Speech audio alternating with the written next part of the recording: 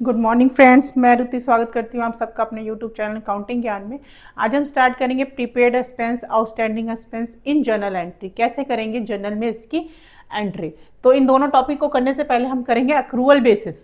Accrual basis concept कहता है कि हम ट्रांजेक्शन को कब रिकॉर्ड करें, at the time of payment या फिर एट द टाइम जब सर्विस हमने ली है, जब हमने सर्विस टेक आउट कर ली, टेक इन कर ली, जब एंट्री करें या फिर हम पेमेंट करें जब करें। तो करेंगे इसका एग्जाम्पल। अब सीए फर्म है, ये एक सीए है, इसने अपनी सर्विस इसको दे दी 31 मार्च 2025 तक। इसने पेमेंट करी है इसको 1 जुलाई को। तो ये एंट्री कब, बिजनेस में ट्रांजैक्शन कब रिकॉर्ड होगी, 31 मार्च को या 1 जुलाई 2025 को। अब ये एक्रूवल बेसिस के कॉन्सेप्ट से हम करें तो ट्रांजैक्शन रिकॉर्ड होगी 31 मार्च 2025, क्योंकि ये कहता है expense is recorded when they occur. जैसे ही ट्रांजैक्शन होगी हम उसको रिकॉर्ड करेंगे। हम पेमेंट का कॉन्सेप्ट बीच में नहीं लाएंगे कि पेमेंट अभी हुई है या नहीं। जैसे ही सर्विस दी गई या ली गई तभी ट्रांजैक्शन हुई, तभी हम उसको रिकॉर्ड करेंगे। तो इसके हिसाब से हम इसको रिकॉर्ड करेंगे 31 मार्च 2025 को। लेकिन ये सर्विस तब दी, ये मतलब एक्सपेंस जो 10,000 सपोज 10,000 है, हमने पेड बाद में किया, तो एक्सपेंस किस कब का हो जाएगा, 31 मार्च 2025 का एक्सपेंस था, पर हमने इसको पेड अभी नहीं किया। हमने कब पेड किया इसको, जुलाई 2025 को। तो ये क्या बन जाएगा, आउटस्टैंडिंग। हमारी 31 मार्च को हमारी लाइबिलिटी थी 10,000 पेमेंट करने की, पर हमने नहीं की। हमने की है 1 जुलाई 2025 को। ये हमारा क्रूअल बेसिस था। अब हम करेंगे आउटस्टैंडिंग एक्सपेंस। आउटस्टैंडिंग एक्सपेंस क्या होता है, एक्सपेंस जो खड़ा है, जो हमने अभी तक करंट ईयर से रिलेटेड है बट हमने अभी तक पे नहीं किया। हमारी लाइबिलिटी थी पे करने की बट हमने अभी तक पे नहीं की, रिलेट करता था करंट ईयर से, फिर भी हमने नहीं पेमेंट की, तो प्रॉफिट एंड लॉस से में आएगा, क्योंकि वो करंट ईयर से रिलेट। ऐसा कोई भी एक्सपेंस जो करंट ईयर से रिलेट करता है वो कहाँ आएगा, प्रॉफिट एंड लॉस में।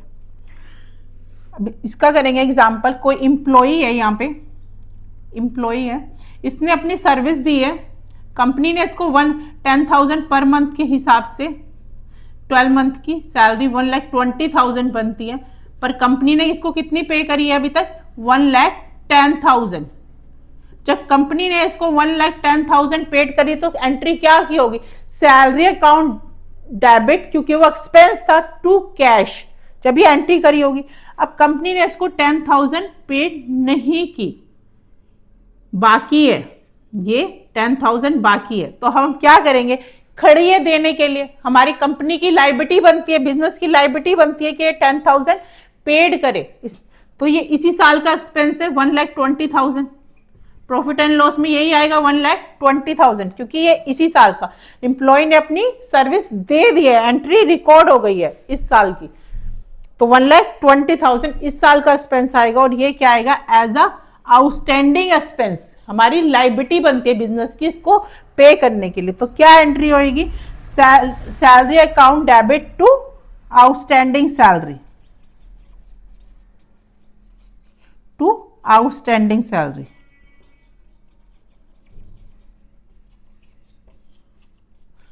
बीइंग सैलरी आउटस्टैंडिंग, कितने रुपए से, 10,000 रुपए से। अब सैलरी जो आउटस्टैंडिंग सैलरी है वो किसको रिप्रेजेंट कर रहा है, एक्सपेंस, सैलरी को, और सैलरी किसकी है, एम्प्लॉय को। तो आउटस्टैंडिंग सैलरी एक पर्सन को रिप्रेजेंट कर रहा है, इस पर्सन को। तो इसमें रूल लग रहा है पर्सनल अकाउंट का, debit the receiver, credit the giver. Credit किसको किया, जो गिवर हुआ, गिवर किसको देंगे हम, आउटस्टैंडिंग सैलरी उस पर्सन को। तो ये हो गया हमारे आउटस्टैंडिंग एक्सपेंस की ट्रीटमेंट। अब एक और एग्जांपल करेंगे, सैलरी ड्यू टू कलर। तो कलर को सैलरी देनी बाकी है, तो हम क्या करेंगे, सैलरी अकाउंट डेबिट 50,000 से, क्योंकि एक्सपेंस है इसी साल का, टू आउटस्टैंडिंग सैलरी 50,000 रुपए से। अब हम करेंगे प्रीपेड एक्सपेंस। प्रीपेड एक्सपेंस क्या होता है, प्रीपेड यानी कि उसकी ड्यू नहीं थी फिर भी उसने पेड कर दिया। जैसे अभी हमने एग्जांपल किया था सीए वाला, ये बिजनेस है, ये सीए। अब बिजनेस ने क्या था, अपनी सर्विस इसने पेमेंट कर दी, इसने सीए फर्म को पेमेंट कर दी 31 मार्च 2025 को, पर इसने अभी तक सर्विस नहीं ली। सर्विस कब लिया इसने, 1 जुलाई 2025 को। तो पेमेंट तो बिजनेस ने सीए को पेमेंट करी 31 मार्च 2025 को, पर इसने सर्विस कब दी, 1 जुलाई। यानी कि कंपनी ने क्या की, advance payment, prepaid, advance paid कर दिया। तो ये खर्चा कब, एक्सपेंस कब रिकॉग्नाइज होगा, एक्सपेंस रिकॉग्नाइज होगा 1 जुलाई 2025 को। ये एक्सपेंस रिकॉग्नाइजेशन कब होगी, 1 जुलाई 2025। यानी ये इस साल का कोई एक्सपेंस है ही नहीं, एक्सपेंस इस साल का नहीं है। तो हम क्या करेंगे, अगर हमने पेड कर भी दिया है, हमने मान लो टोटल पेमेंट थी हमारी 1 लाख रुपए की, जिसमें से प्रीपेड हमारा 20,000 का था, तो हम प्रॉफिट एंड लॉस में कितना लिखेंगे, 80,000, क्योंकि वो इस साल का प्रीपेड जो था वो इस साल का एक्सपेंस नहीं रिकॉग्नाइजेशन था, वो नेक्स्ट ईयर की रिकॉग्नाइजेशन थी। एक और एग्जांपल करेंगे हम। सपोज हमने ना, यहाँ पे हमारा शुरू होता है 1 अप्रैल 2024 से, यहाँ पे आ गया हमारे पास 31 मार्च 2025, अप्रैल मई जून, 30 जून 2025, यहाँ 1 जुलाई से हमने कोई बिल्डिंग रेंट पे ली है, बिजनेस ने कोई बिल्डिंग रेंट पे ली है और उसकी पेमेंट कर रहा है 10,000 पर मंथ के हिसाब से। 10,000 पर मंथ के हिसाब से यहाँ कितने मंथ हो गए, अप्रैल में 3 मंथ यहाँ पे हो गए और 9 मंथ यहाँ पे हो गए। यानी कि 90,000 की पेमेंट यहाँ पे हो जाएगी और 30,000 की यहाँ पे होगी। लेकिन जो 90,000 है वो तो बिजनेस के लिए एक्सपेंस है, 31 मार्च 2025 में वो बिजनेस के लिए एक्सपेंस है। इसकी एंट्री क्या करेगा business, rent account debit to cash या बैंक जो भी आएगा। लेकिन ये 30,000 वो इस साल से बिलोंग नहीं करते, वो हमने एडवांस में पेमेंट, लेकिन कंपनी ने क्या किया, इस पूरे की पेमेंट इकट्ठी कर दी, 1,20,000 की पेड कर दिया। जब हमने पेड करी होगी तो एंट्री क्या करी होगी, टू कैश, ये एंट्री करी होगी ना, रेंट टू कैश, ये वाली एंट्री हमने कर दी होगी उस टाइम जब हमने एंट्री करी होगी, जब हमने रिकॉर्ड किया होगा। पर ये जो 3 मंथ है वो हमने एडवांस में रिकॉर्ड कर लिए। अब हम क्या एंट्री करेंगे इस प्रीपेड की, क्योंकि हमने एक एक्सपेंस 3 मंथ का इस साल का नहीं था, फिर भी हमने रिकॉर्ड कर लिया, तो अब इसकी एंट्री होगी, रिवर्स कर देंगे, इसको कम कर देंगे ना। 1,20,000 एक्सपेंस नहीं था, यहाँ पे 90,000 होगा, यानी कि 30,000 इसमें कम करना पड़ेगा एक्सपेंस को। तो क्या करेंगे, prepaid expense debit to rent account,